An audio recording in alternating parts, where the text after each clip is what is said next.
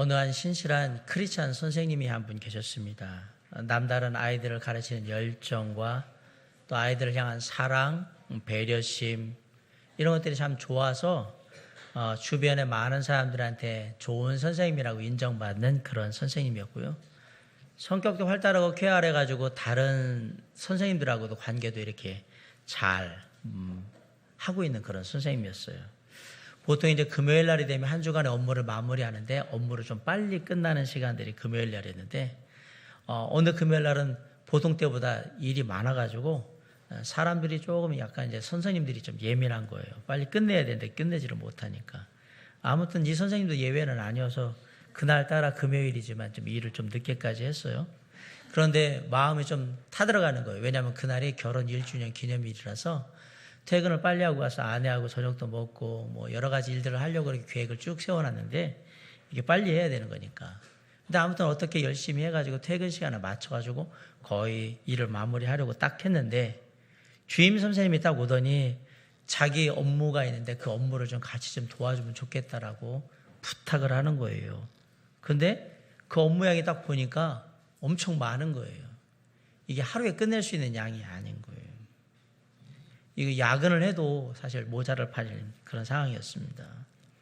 그래서 고민을 하다가 제가 오늘 결혼 1주년이라서 이런 상황이 되니까 토요일 날 좀 하면 안 되겠느냐고 그랬더니 오늘 당장 맞춰야 된다고 그래서 제가 결혼 기념일이라서 좀 그렇습니다. 그래서 같이 아내하고 만나기로 했으니까 계획도 있고 그러니까 좀 양해를 해 주십시오 그랬더니 뭐라고 하냐면 지금 그게 중요하냐고. 교회 다니는 사람이 말이야.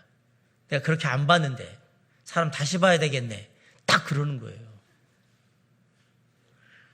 결국 이 선생님은 어쩔 수 없이 야근을 하면서 늦게까지 해서 일을 다 마무리를 하고 그렇게 했습니다. 이유가 뭐냐면 저 주인 선생님이 사람 그렇게 안 봤는데 뭐 이랬다니 뭐 교회 다니는데 어쩌는지 막 이런 얘기 들을 게 딱 들어오니까 너무 그게 싫었던 거예요. 그래서 하자고 하는데 야근을 하면서 이제 일을 식사 저녁 먹고서 얘기를 하는데요. 놀라운 게 주임 선생님이 조금 했더니 나 급하니까 속에서 집에 간다고 나머지 거 좀 부탁한다고 가버린 거예요.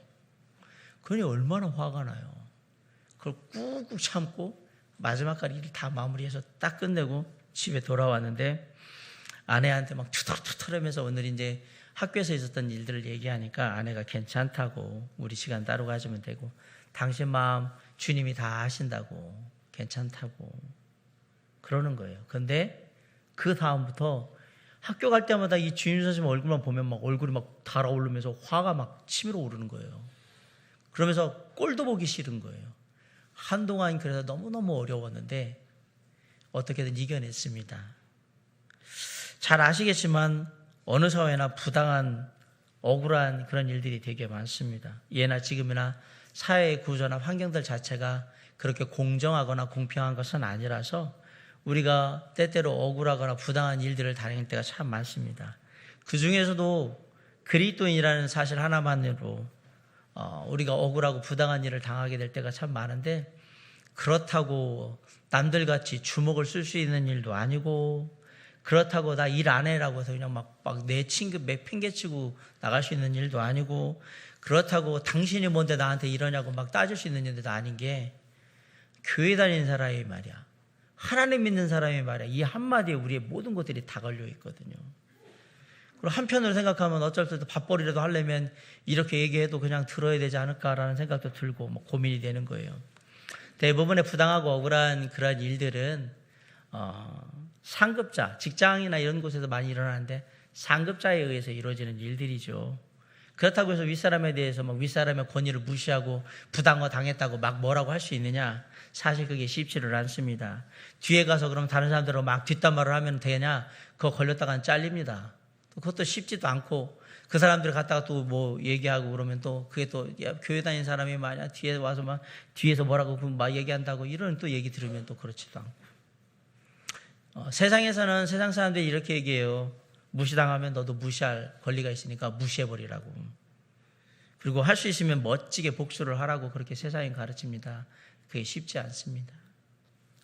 예수 믿는다는 사실 하나 때문에 교회 다닌다는 사실 하나 때문에 내가 직장이나 학교나 이곳저곳 가정이나 이런 곳에서 이곳저곳에서 당하는 그 억울하고 속 터지는 일들이 한두 가지가 아닙니다. 자, 이런 우리가 세상에서 당하는 부당하고 억울한 일들에 대해서 우리가 그리스도인으로서 하나님 믿는 사람으로서 어떻게 해야 될까? 오늘 베드로가 그 얘기를 하는 거예요. 너희가 세상의 끝날이 다가오면 다가올수록 세상에서 억울하고 답답하고 부당한 일 많이 당할 텐데 그때는 이렇게 하라. 두 가지 비결을 주는데 첫째는 하나님을 생각하고 참으라라고 얘기를 합니다. 성경은 일단 어떤 상황 속에서든지 먼저 순종하는 마음으로 참아라라고 얘기를 하는 거예요. 18절 한번 다 같이 한번 읽어볼까요? 자, 시작. 사환들아 범사에 두려움으로 주인들에게 순종하되.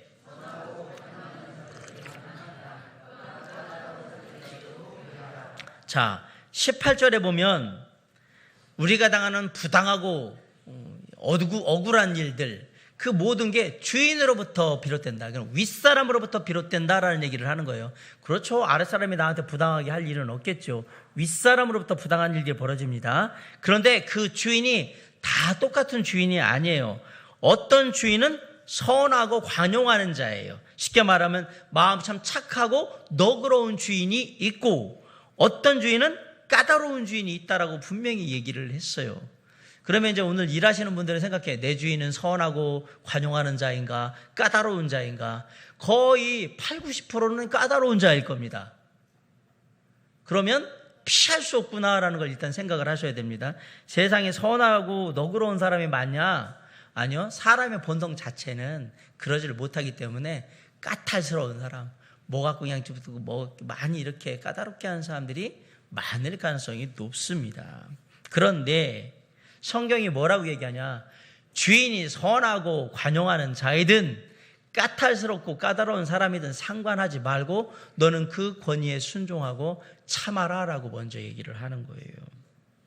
왜 그래야 되느냐? 이것이 하나님 앞에서 아름다운 모습이기 때문이다. 19절로 20절 한번 볼까요? 부당하게 고난을 받아도 하나님을 생각함으로 슬픔을 참으면 이는 아름다우나. 20절 한번 봅시다. 시작. 죄가 있어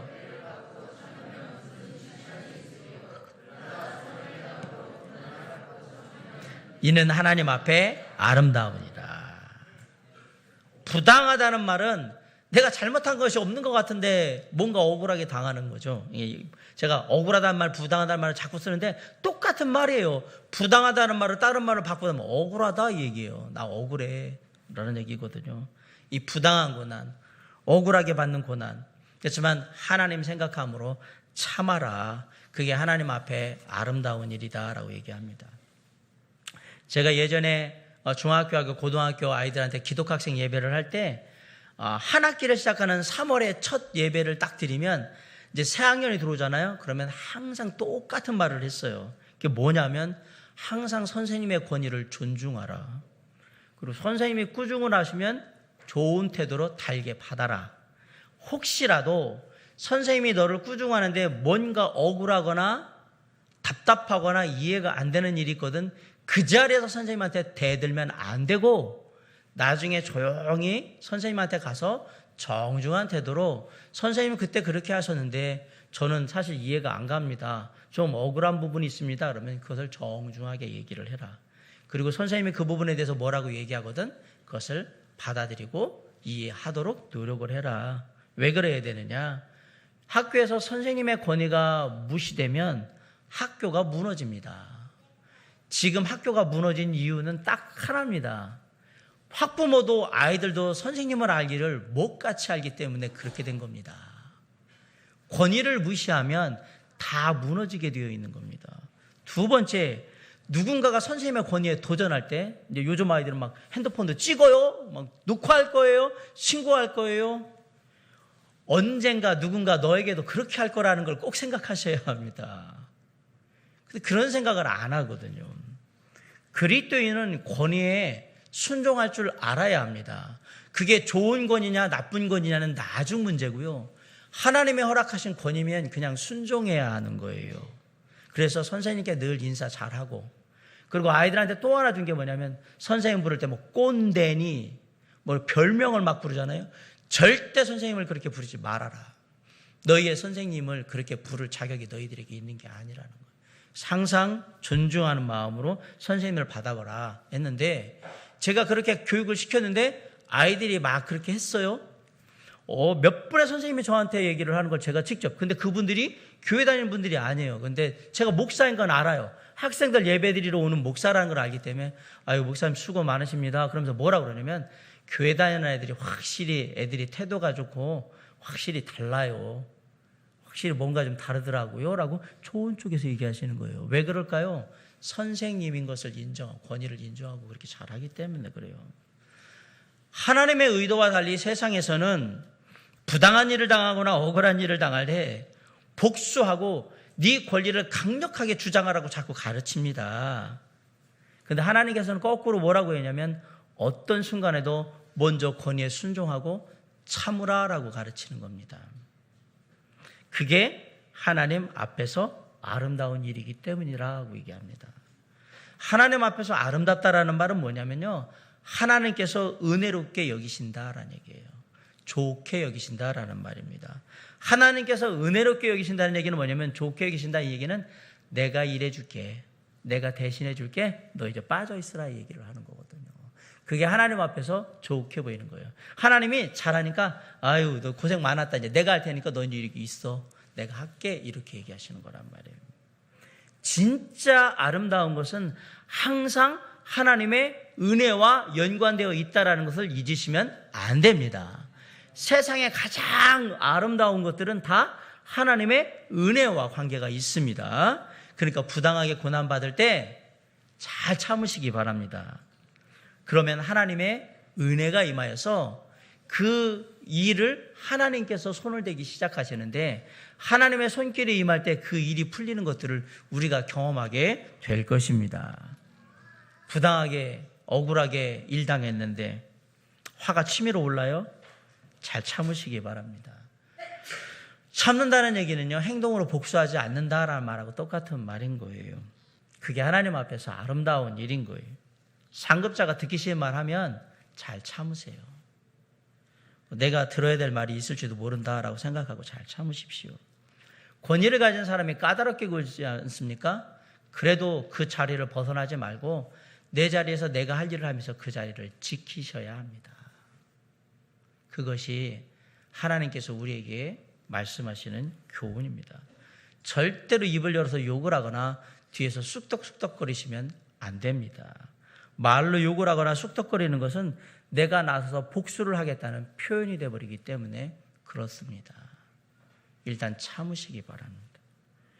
오히려 하나님께 모든 것을 맡기고 참으면 하나님이 개입하신다는 사실을 잊지 마시고 참으시기 바랍니다.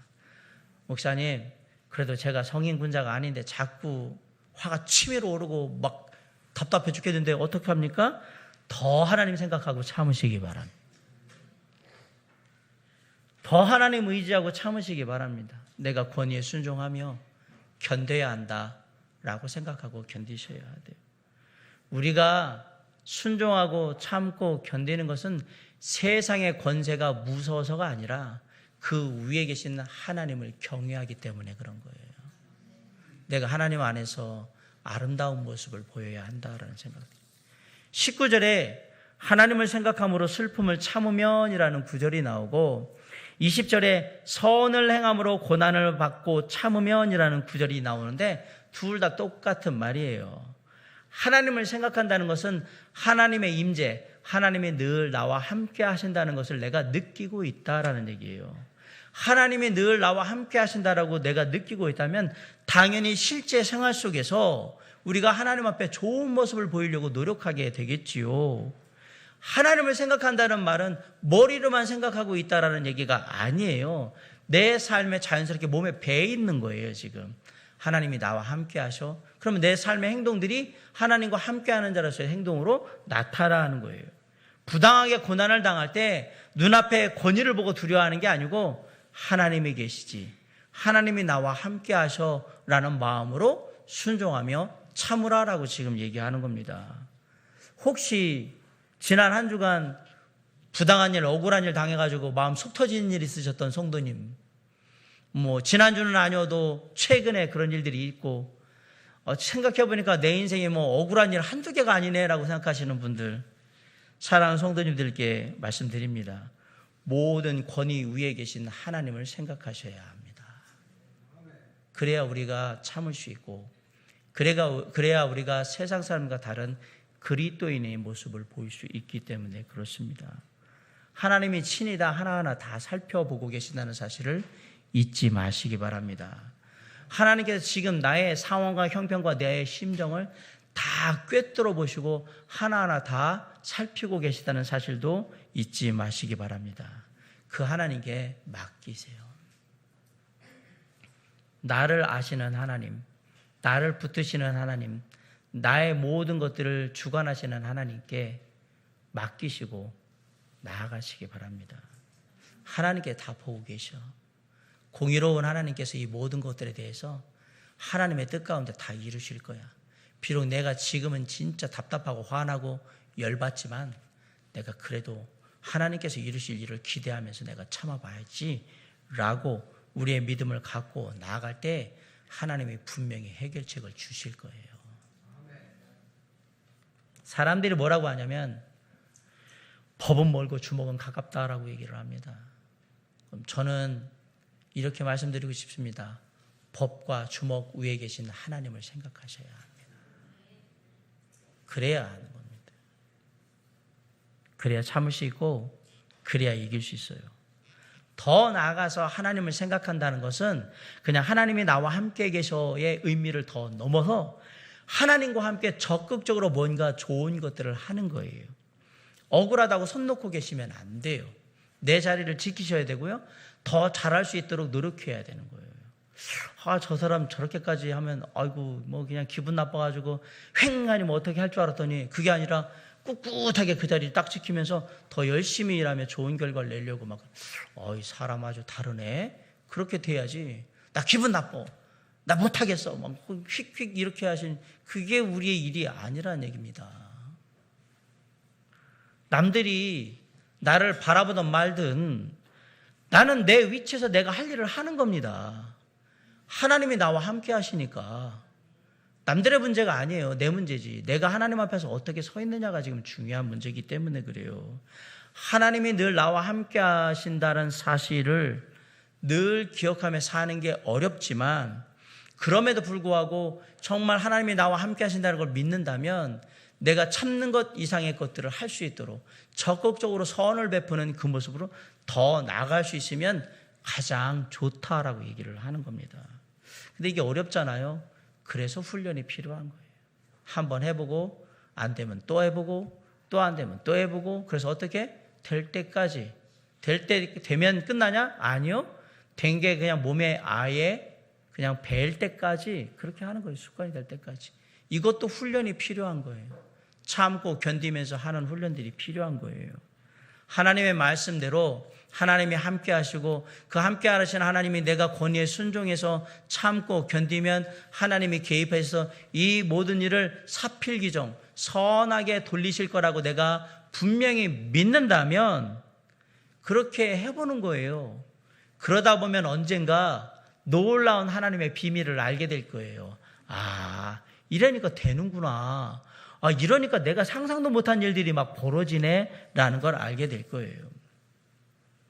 우리가 잘 아는 구약의 인물 요셉을 한번 잘 생각해 보세요. 요셉은 늘 하나님께 순종하는 삶을 살았습니다. 애굽 땅에 노예로 팔려갔어요. 그러나 자기의 위치에서 꿋꿋하게 비록 이삭의 아들로서 정말 사랑받던 자녀였지만 지금 노예의 신분이 됐을 때 그 보디발의 집에서 최선을 다해서 일해서 집안의 총무가 됩니다. 자기 상전인 보디발에게 순종합니다. 보디발의 아내가 꿰어가지고 그것을 피하는 바람에 감옥에 들어가게 됐지만 놀랍게도 보디발의 아내나 보디발에게 요셉이 복수하지 않아요. 나중에 요셉이 총리가 됐을 때 요셉이 총리가 된 것을 보면서 제일 두려워하면서 떨었을 사람이 누굴까요? 보디발과 보디발의 아내예요. 예전에 죄 없는 요셉 갖다가 감옥에 가뒀는데 요셉이 총리가 됐으니 이거 이제 우린 끝났구나. 이제 끝장났구나. 조금 있으면 요셉이 사람들 보내가지고 우리 잡아다가 다 감옥에 쳐넣을 텐데 어떡하나라고 노심초사 계속해서 걱정과 염려 가운데 막 그러고 있을 거 아닙니까? 그러나 성경 어디에도 요셉이 보디발과 보디발의 아내에게 복수했다는 얘기가 없습니다. 요셉이 자기를 죽음으로 내몰아가지고 애굽에 팔리게 만들었던 형제들을 나중에 만나잖아요, 총리로. 잘 됐어. 너희들이 나 이렇게 했지? 내가 어떻게 하는지 본때를 보여주마. 라고 해서 형제들에게 복수를 합니까? 안 합니다. 아버지 이삭이 죽고 난 다음에 형제들이 제일 걱정된 게 뭐였어요? 지금까지 아버지가 계실 때까지는 요셉이 복수를 안 했지만 아버지 보고 이제 아버지 없으니까 우리 이제 큰일 났다. 옛날에 이렇게 해가지고 죽도록 만든 거에 대해서 우리한테 이제 어떻게 할 거다. 그러니까 어떻게 해요? 형제들이 다 가가지고 요셉한테 살려달라고, 우리가 그냥 잘못했다고 한 번만 봐달라고 막 그러잖아요. 그 모습을 보면서 요셉이 이렇게 얘기합니다. 두려워하지 마소서. 내가 하나님을 대신하리이까. 내가 하나님을 대신하겠습니까? 이 말이 무슨 말이에요? 당신들이 잘못한 것에 대해서 하나님이 문제가 있다고 생각하고 징벌해야 된다면 하나님이 알아서 하실 거예요. 나는 하나님이 하실 일에 대해서 내가 대신하는 일은 없습니다. 내가 나서서 그런 일을 안 합니다. 라고 딱 얘기를 하는 거예요. 요셉이 왜 위대한 삶을 살았는가를 잘 기억해 하십시오. 요셉이 그 모든 역경을 이기고 역전의 삶을 살 수밖에 없었던 이유는 늘 하나님께 순종하며 하나님의 뜻을 따라서 견디는 거예요. 참고. 보디발의 가정의 감옥에서도 형제들 속에서도 견뎠던 거예요. 자, 그러면 요셉만 그렇게 할 수 있느냐? 그 하나님이 요셉의 하나님만으로 끝나는 거냐? 아니잖아요. 요셉의 하나님이 우리의 하나님이잖아요. 여러분, 왜 성경에 아브라함의 하나님, 이삭의 하나님, 야곱의 하나님, 요셉의 하나님, 왜 이렇게 다윗의 하나님 왜 얘기하시는지 알아요? 이 하나님이 이 하나님과 똑같은 하나님이고, 이 하나님이 이 하나님과 똑같은 하나님이고, 이것은 다 똑같은 하나님이에요. 그 똑같은 하나님을 경험할 수 있는 유일한 비결이 뭐냐? 그 동일하신 하나님이 나와 함께 하신다고 믿어라 라고 얘기하는 거거든요. 그 하나님이 나의 하나님이면 나도 요셉과 같이 할 수 있다 이 얘기를 하는 거예요. 그렇게 해주실 거라는 거예요. 그 하나님을 바라보고 맡기셔야 합니다. 요셉을 일으키셨던 하나님이 나도 이렇게 세우실 거라고, 그 하나님의 동일한 역사를 기대하면서 하나님께 맡겨라라는 얘기입니다. 그럴 때 주님께서 부당하게 억울하게 만일 당하는 우리를 위로해 주실 것이고, 우리에게 그 부당하고 억울한 일을 감당할 수 있도록 힘을 주실 것이며, 때로는 하나님이 대신 나서서 그 모든 일을 옳게 돌이키는 놀라운 은혜를 우리에게 베풀어 주실 것입니다. 사랑하는 성도 여러분, 억울하고 부당한 일 당하거든 주먹을 휘두르거나 거친 말을 하거나 그러지 마시고요. 먼저 권위에 순종하고 참으시기 바랍니다. 그리고 하나님께 맡기시기 바랍니다. 그곳에서 승리할 때에 우리가 진짜 그리스도인의 모습을 이룰 수 있음을 기억하면서 오늘 주님의 이름으로 먼저 그 부당한 것에 대해서 하나님의 이름으로 참고 견딤으로 승리하는 우리 모두가 될 수 있기를 주님의 이름으로 간절히 축원합니다. 두 번째, 부당하고 억울한 일 당했을 때 우리가 어떻게 그리스도인으로 해야 되느냐? 주님의 본을 따르시기 바랍니다. 예수 그리스도께서 우리에게 보여주신 본은 복수하지 않고 선을 베푸는 거예요. 우리 21절 한번 읽어볼까요? 자, 21절 시작.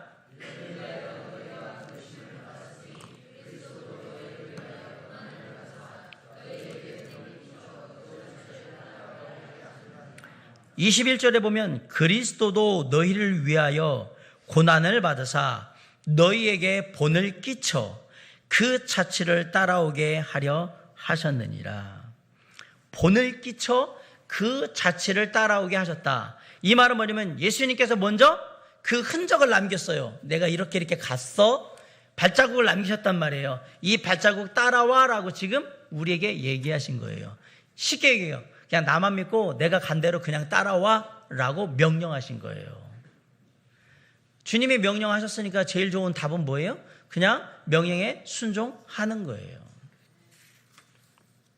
혹시 눈이 수북히 쌓인 길을 한번 걸어보신 적 있습니까? 이게 한 1, 2cm 이런 거 아니라 막 10cm, 20cm, 30cm씩 쌓인 길을, 아니면 이렇게 눈에 막 50cm 이렇게 수북히 쌓인 언덕배기 같은 고개 이런 거 넘어가 보신 적 있습니까? 그런 눈이 쌓인 길을 걷는 것은 쉽지 않습니다. 왜냐하면 발이 푹푹 빠지면서 사람이 힘이 들거든요. 오래 못 가요, 그렇게 가면.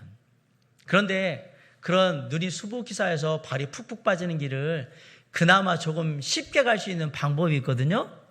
어떻게 가면 될까요? 물론 이 얘기는 아무도 안 간 길을 먼저 가면 방법은 없어요. 그러나 만약에 다닌 사람들의 흔적이 있으면 무조건 먼저 간 사람의 발자국을 따라서 가시면 됩니다. 그러면 쉽게 갈 수 있습니다. 예수님이 지금 그 얘기를 하는 거예요. 내가 인생에 부당하고 억울하고 고난당했던 그 모든 인생길에 내가 먼저 갔으니까, 그리고 잘 갔으니까 너희들도 내 발자국 따라오라고 지금 얘기를 하는 거예요. 그 발자국 따라서. 그럼 이 대답을 네라고 대답하기 전에 왜 우리가 예수 그리스도의 그 발자국을, 그 고난의 자취를 따라가야 하는가? 예수님께서 죄 없으신 분으로서 저와 여러분의 죄를 위해서 십자가에 달려 목숨을 대신해서 죽으심으로 말미암아 우리가 구원받은 하나님의 자녀이기 때문에 그렇습니다. 22절, 23절에 예수님이 당한 억울한 고난에 대한 얘기가 나와요. 22절에 그는 죄를 범하지 아니하시고 그 입에 무엇도 없으시며 거짓도 없으시며, 23절에 욕을 당하듯이 맞대어 뭘 하지 아니하시고 욕하지 아니하시고 고난을 당하시되 위협하지도 아니하시고 오직 공의로 심판하시는 이에게 부탁하셨다라고 딱 되어 있어요. 22절, 23절 내용을 다 보면 예수님의 고난은 죄 없는 고난이에요. 죄 없는 고난. 우리가 당하는 고난은 부당한 고난, 억울한 고난입니다. 이건 비교가 됩니다. 주님이 당한 고난은 부당한 고난이 아니라 죄가 없으신 데 당한 고난인 거예요. 쉽게 말해 우리는, 예수님은 죄가 없어지는 상태에서 고난을 당하셨고요, 우리는 아주 죄가 하나도 없이 깨끗한 상태에서 고난당하는 게 아니다 이 얘기입니다. 주님의 고난과 우리의 고난은 차이가 있습니다. 우리가 고난당한다, 부당하다, 억울하다라고 얘기할 때 그거는 일반적으로 상식적으로 볼 때 대부분의 사람들이 이 정도면 그냥 이 정도에서 끝나야 되는데 그 이상이 돼서 내가 생각할 때 너무 심하다, 이건 조금 뭔가 문제가 있다, 이럴 때 부당하다, 억울하다 얘기하는 거지, 우리가 아무런 잘못이 없고 하나의 흠결이 없는데 내가 지금 당한다? 그런 일은 세상에 인간의 사회에 없습니다. 그거는 주님의 고난인 거예요. 진짜 아무 잘못이 없어가지고 내가 하나의 흠결도 없는 상태에서 있다가 내가 고난을 당했다? 그런 거는 사람에겐 존재하지 않습니다. 그냥 일반적인 수준에서 나도 그냥 그렇게 대우받고 이러고 싶었는데 사람들이 그렇게 안 하니까 부당하고 억울하다고 얘기하는 거지, 그게 주님의 말씀과 똑같은 주님의 수준의 고난이냐? 아니다 이 얘기를 드리는 겁니다. 따라서 주님이 우리보다 훨씬 더 부당하다면 부당하고 억울하다면 더 억울한 고난을 당하신 거예요. 그러면 우리보다 더 억울하고 더 힘들고 더 잔인한 고난을 당하신 주님이 앞에 계시다면 그 주님 생각하면 우리가 고난, 이 부당한 일, 억울한 일 이기는데 좀 힘이 되지 않겠습니까? 그런 거 있잖아요. 내가 힘들게 막 뭔가 했는데, 일하고 있는데 나보다 더 힘든 일을 하고 있는 분을 보면, 야, 나는 그래도 편한 거네, 저 사람 일하는 거 보니까 나는 그래도 할 만한 거네, 이런 생각이 들잖아요. 주님이 지금 그 얘기 하시는 거예요. 내가 너희들보다 훨씬 더 힘들고 괴롭고 어려운 고난을 당했는데 내가 이미 그 길을 갔으니까 너희들은 내 길을 따라오란 말이에요. 좀 쉽겠지? 내가 먼저 갔으니까 지금 그렇게 얘기하신 거거든요. 그럼 주님 생각하면 야, 주님이 이렇게까지 하셨는데 뭐 나도 갈 수 있을 것 같다. 주님의 고난을 묵상하고 생각하면 내가 당하는 건 아무것도 아닌 거였던 거예요. 그리고 주님이 당하는 고난을 생각하면 내가 이 길을 하는데 나도 할 수 있어. 주님이 가셨으니까 주님 길만 잘 따라가면 나도 갈 수 있어라는 위로도 되고 격려도 되고 도전도 되는 거예요. 이길 힘이 그곳에 있습니다. 그리고 그렇게 주님의 고난이 내게 다가와서 주님이 가시면 나도 갈 수 있겠다라는 생각이 들으면 그때부터 어떻게 되느냐? 조용히 고난을 받는 거예요. 23절에 욕을 당하시되 맞대어 뭘 하지 아니하시고 고난을 당하시되 무엇하지 아니하시고 자, 주님은 욕도 안 하셨어요. 험한 말로 복수도 안 하셨어요.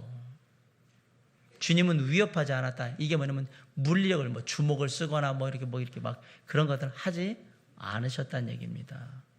오히려 공의로우신 심판하시는 분 하나님 아버지께 아버지의 뜻에 따라서 처리해 주십시오라고 맡겼다 얘기예요. 우리가 예수님이 십자가에 달린 장면을 보면 참 재미난 장면이 나옵니다. 옆에 강도 둘이 같이 십자가에 못 박히잖아요. 한 강도가 예수님한테 네가 예수고 메시아면 우리를 구원해봐라 그러면서 막 갖은 욕설을 하면서 저주를 막 하잖아요. 예수님이 그거 다 듣는데 단 한마디도 안 하십니다. 아무 얘기 안 합니다. 우리 같으면 네가 뭔데 나한테 이러냐고 막 포닥고 가까이 있으면 주먹질이라도 하고 싶고 막 그러겠는데 그 갖은 욕설과 저주를 다 품는데도 주님이 아무 얘기를 안 하세요. 그러자 옆에 있던 강도가 뭐라고 그래요? 입 다물라고. 네가 그렇게 얘기할 분이 아니라고. 이분이 이 옆에 있던 강도가 편들어 주잖아요. 이분은 죄 없으신 분이고 너하고 나는 세상에서 더러운 짓 많이 해가지고 죄 많은 인간이잖아. 어떻게 우리가 이분한테 욕하니? 그 얘기 하잖아요. 그리고 이 강도가 뭐라고 그래요? 주여 낙원에 계실 때에 당신의 나라에 계실 때 저를 기억해 주시옵소서. 구원받잖아요. 놀랍게도 만약에 당신의 생각에서 예수님의 생각에서 내가 하나님이라는 그 생각에서 권리를 생각하면 얼마나 억울한 일이에요? 잘 한번 생각해 보세요. 예수님의 그 답답함, 내가 여기까지 하나님의 몸으로 여기까지 왔는데 이렇게 하면서 하나님이 왜 하나님의 보좌를 버리고 인간의 세계에 왜 와요? 이게 말도 안 되는 일이에요. 두 번째, 죄 없으신 분이 죄 많은 저와 여러분을 위해서 왜 십자가에 돌아가세요? 이것도 말도 안 되는 일이에요. 야, 내가 진짜 니들한테 말도 안 되는 일을 지금까지 했는데 니들이 이렇게 나오면 안 되지. 얼마나 억울하고 답답하고 부당하다고 생각하면서 원통하겠어요. 생각을 해보세요. 너희 이렇게밖에 못하냐? 나 하늘에서 보좌 내리고 여기까지 인간의 몸으로 왔어. 그리고 죄도 없는데 너희들 죄 다 지고 내가 십자가에 달려 죽잖아. 그래 니들이 나한테 이런 식으로 하면 돼? 얼마나 답답하고 얼마나 억울하고 얼마나 심장이 원통 터질까?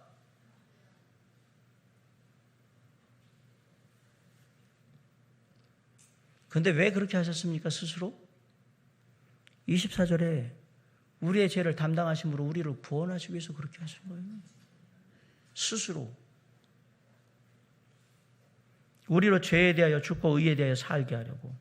그래서 우리가 고통으로부터 고난으로부터 나음을 회복되게 하시려고 친히 나무에 달려 그 몸으로 우리 죄를 담당하셨으니 이는 우리로 죄에 대하여 죽고 의에 대하여 살게 하려 하심이라. 다 같이 그가 채찍에 맞음으로 너희는 나음을 얻었나니.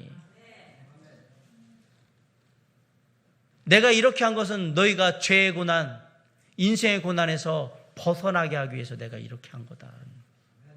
다 누구를 위해서 한 겁니까? 우리를 위해서 한 겁니다.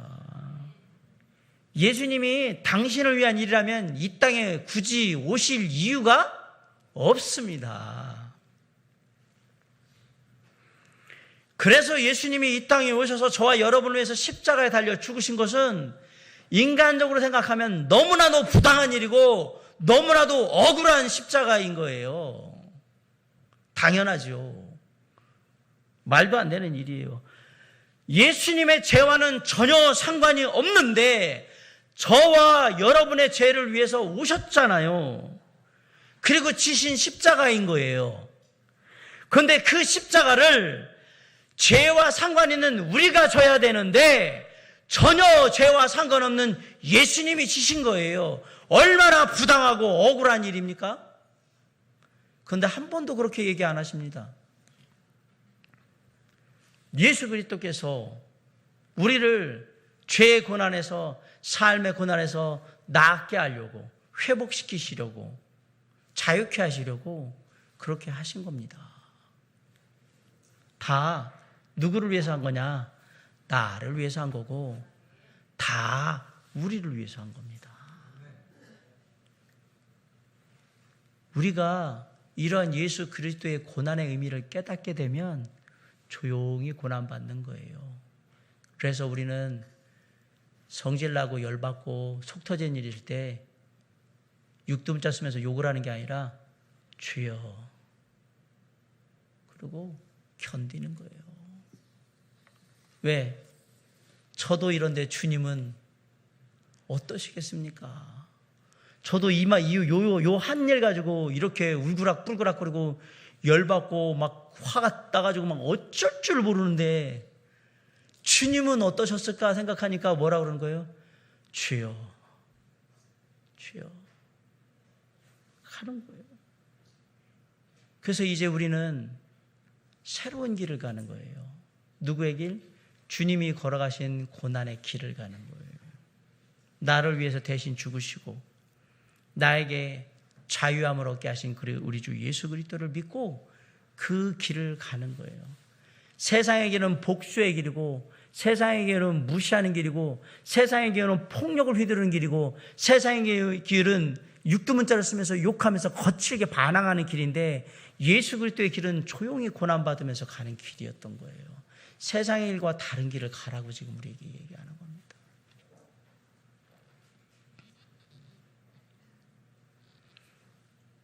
제가 며칠 전에 어느 목사님이 쓴 칼럼을 봤습니다.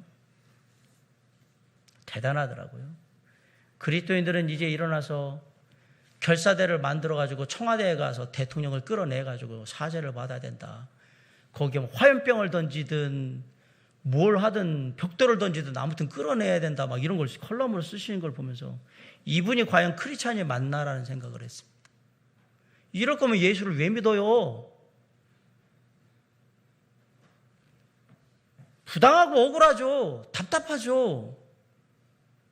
이럴 거면 주님이 뭐하러 십자가에 달려 죽으셔요? 다 힘으로 해결하고 말지. 우리의 그 길은 그 길이 아닙니다. 우리의 길은 주님이 고난당하셔 갔던 그 길을 가는 겁니다. 더 힘들고 더 괴롭고 남들이 뭐라고 해서 더 많이 아프지만 그러나 우리는 주님의 길을 가는 거예요. 주님이 그 길을 가셨기 때문에. 아니 그럴 거면 뭐 예수님이 뭐하러 십자가에 달려 들으셔요? 천사들 다 보내가지고 다 싹쓸이하고 당신이 왕 돼가지고 이스라엘 다스렸으면 그냥 쉽게 끝나는 거. 그때 그 가장 대선 후보 1위에 뭐 그냥 투표만 하면 당선되는 게 예수님인데 뭐하러 그 길을 가시나요? 이 얘기예요. 지금 제 얘기가. 그럴 필요가 없잖아요. 왜 주님의 조용히 고난받으며 그 길을 갔을까? 그게 하나님 앞에 아름다운 일이기 때문에 그런 거예요. 주님이 그 길을 우리에게 보여주셨습니다. 주님을 믿고 그 길을 가야 합니다. 그냥 주님 믿고 가세요. 힘든 거 알아요. 직장에서 학교에서 이웃 사람들한테 말도 안 되는 얘기를 가지고 부당하게 막 억울하게 일 당하는 거 다 알아요. 힘드시죠? 답답하죠? 화가 치밀어 오르죠? 확 그냥 한번 쥐어받고 싶죠? 막 끌어오르시죠. 누가복음 6장 22절에 인자로 말미암아 사람들이 너희를 미워하며 멀리하고 욕하고 너희 이름을 악하다 하여 버릴 때에는 너희에게 복이 있도다. 요한복음 15장 19절에 너희가 세상에 속하였으면 세상에 자기 것을 사랑할 것이나 너희는 세상에 속한 자가 아니요 도리어 내가 너희를 세상에서 택하였기 때문에 세상에 너희를 미워하느니라. 요한일서 3장 13절에 형제들아 세상에 너희를 미워하여도 이상히 여기지 말라. 세상은 당연히 그렇게 할 거라고 얘기하잖아요. 그걸 이상하게 생각하지 말라고 얘기하잖아요. 당연히 예수님 이름 때문에 그렇게 할 거라고, 네가 하나님 믿는 거 때문에 그렇게 할 거라고, 그걸 분해하지 말라고, 억울해하지 말라고 얘기하잖아요. 그거보다 더한 일도 당할 거라고 주님이 얘기하셨잖아요. 답답하죠. 그래도 우리는 먼저 가신 주님의 길을 따라 참으며 갑니다. 주님의 고난을 생각하며 묵묵히 그 길을 갑니다. 그것이 우리의 길이기 때문에 그렇습니다. 저는 제가 베드로전서 이거 설교를 하면서 재미난 게, 우리 목사님 요즘 기독에서 막 그러니까 이 본문을 선택해서 이렇게 했구나. 아니요. 이 본문은 벌써 1년 전에 선택해서 이게 돼 있는 선택인데 왜 이때 이 설교를 하게 될까? 거의 비슷한 얘기들을 제가 몇 주를 하고 있잖아요, 지금. 그죠? 그리스도인이 그리스도인답지 못한 방법을 선택하면 세상 사람들이 우리를 우습게 알아요. 더 어렵고 힘들지만 주님의 길을 가야 합니다. 그것이 우리의 길입니다. 힘들고 어려운 길이지만 그 길을 가야 되고, 근데 그리고 어려워요. 답답해요. 그럼 주님 앞에 나와서 힘들다고 소리 지르시고요, 어렵다고 소리 지르시고요, 답답하다고 소리 지르시면서 기도하십시오. 나 못 살 것 같다고 막 부르짖으십시오. 그 시간이 지나서 주님의 고난이 나의 고난이 되어서 견딜 힘이 생기거든. 그러면 내가 이렇게만 있을 게 아니라 더 선한 모습을 보여야 되겠구나. 바꿔 얘기하면 더 그리스도가 어떤 분인지를 보여줘야 되겠구나. 그 길을 향해 나아가는 게 적극적인 선이라고 얘기를 하는 겁니다. 저 사람이 막 욕한다고 같이 욕하면 안 되죠. 더 좋은 태도로, 더 정중한 태도로. 그 어려운 길이 주님의 길이었던 겁니다. 부당하게, 억울하게 고난을 당할 때 우리가 그리스도의 고난을 생각하며 그 길을 가게 되면 여러분이 놀라운 경험을 하게 될 거예요. 그래서 주님이 나를 이렇게 사랑하시는구나. 주님이 이 일을 나에게 베푸셨구나. 주님의 은혜가 너무너무 크구나. 나도 이런데 주님은 얼마나, 주님 감사합니다. 나를 구원하신 주님의 은혜가 아니었다면 내가 어찌 이 일을 감당할 수 있겠습니까? 하나님의 놀라운 은혜가 다시 또 들어오는 거예요. 모든 게 다 은혜인 거예요. 그리고 주님께 나아가세요. 그러면 주님이 우리를 책임져 주실 거예요. 왜? 25절에 주님이 우리의 목자요 감독이라고 얘기하잖아요. 한번 읽어볼까요? 25절 시작. 너희가 전에는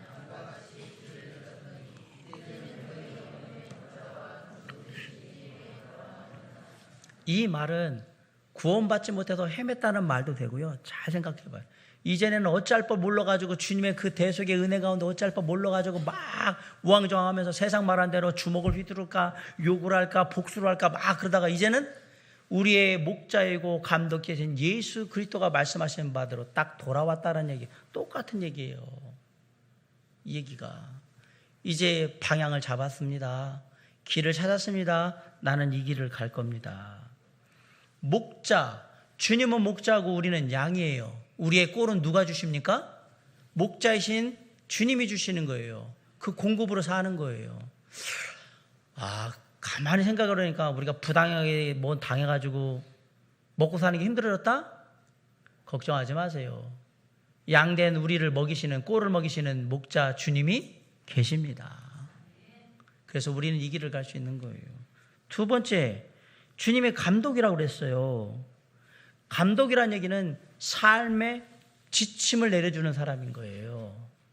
관리해 주는 사람, 어떻게 살아야 되는지, 어떻게 해야 하는지 그걸 이제 주님 안에서 아는 거예요. 우리가 먼저 참는 이유는 뭐냐면 이 일에 바로 즉각적인 대응을 할 때 그것이 지혜로운 방법인지 아닌지 생각할 여력이 없어요. 그렇게 되면 뭐예요? 반드시 실수하게 돼요. 그러면서 사람들이 뭐라 그러잖아요. 예수 믿는 게 더하다고, 교회 다니는 사람들이 더 악랄하다고 막 이렇게 얘기한단 말이에요. 그럴 땐 뭐 해야 돼요? 주여. 그러면서 우리가 참고 인내하면서 시간을 갖고 그 안에서 주님 이거 어떻게 해야 합니까? 주님이라면 어떻게 하셔야 됩니까? 이 시간을 가져야 한다는 얘기를 드리는 겁니다. 그 다음에 주께서 우리의 마음 가운데 응답을 주시거든 하나하나 차근차근 지혜롭게 나가셔야 되겠죠. 감독은 그 일을 시켜주시는 거예요. 그래서 우리가 이렇게 해야 되겠구나, 저렇게 처리를 해야겠구나, 그러면서 마침내 세상에서 우리가 당하는 부당한 고난과 억울한 고난을 주님의 능력으로 이겨나가게 되는 것입니다. 사랑하는 성도 여러분, 저는 이제 말씀을 마치려고 합니다. 주님이 오늘 하신 얘기는 간단합니다. 세상하고 다르게 살아라 얘기한 거예요. 억울하다면 억울하다고 내 거 주장하고, 그리고 복수하고, 그냥 당장에 그 자리 그냥 왕창 뒤덮고 때려엎고 막 그러고, 그게 우리의 길이 아니라는 얘기입니다. 그렇게 하면 그 당장은 속 시원할지 모르겠지만 하나님 앞에 아름다운 모습은 될 수가 없습니다. 우리가 사나 죽으나 주의 것이고 우리는 주의 영광을 위해서 사는 사람들입니다. 그래서 주님이 얘기하는 거예요. 그러면 하나님의 영광이 가리니까 다르게 살아라. 어떻게? 첫 번째, 언제든지 세상에 살아갈 때는 부당하고 억울한 일들이 비일비재하게 많다는 것, 너에게도 일어난다는 사실을 잊지 말아라. 두 번째, 그럴 때 함부로 말하고 행동하고 거칠게 그렇게 하면 안 된다. 세 번째, 그럴 때 참고 순종하여 주님께 그 일을 맡겨라. 주님의 은혜가 개입할 수 있는 시간을 주고 그 가운데 주님이 역사하셔서 이끌어가는 그 모습을 좀 바라보길 바란다. 조금은 답답하고 조금은 무기력해 보일지라도 그렇게 해야 한다. 왜 그렇게 해야 되느냐? 주님이 그 길을 가셨기 때문에 너도 그리스도인으로서 주님의 길에 따라서 본을 받아서 가야 한다. 그게 오늘 얘기했던 겁니다. 때가 되면 하나님께서 다 돌이키실 때가 있습니다. 그때를 기억하면서 주님께 나아갈 때에 혹 세상에서 부당하고 억울한 일 당하거든 너무 힘들어하지 마시고요. 주님께서 주님의 때에 다 돌이키실 줄 믿습니다. 라고 믿고 조금은 여유로운 마음으로 그 일들을 생각하고 주님이 주신 지혜를 구하면서 나아가시기 바랍니다. 반드시 이겨낼 수 있을 겁니다. 세상의 부당한 억울한 고난 속에서도 늘 그리스도인 된 우리의 모습을 잃지 않으므로 주님의 이름을 높이는 그 세상의 빛과 소금의 역할을 감당하는 저와 여러분이 될 수 있기를 주님의 이름으로 간절히 축원합니다. 기도하시겠습니다.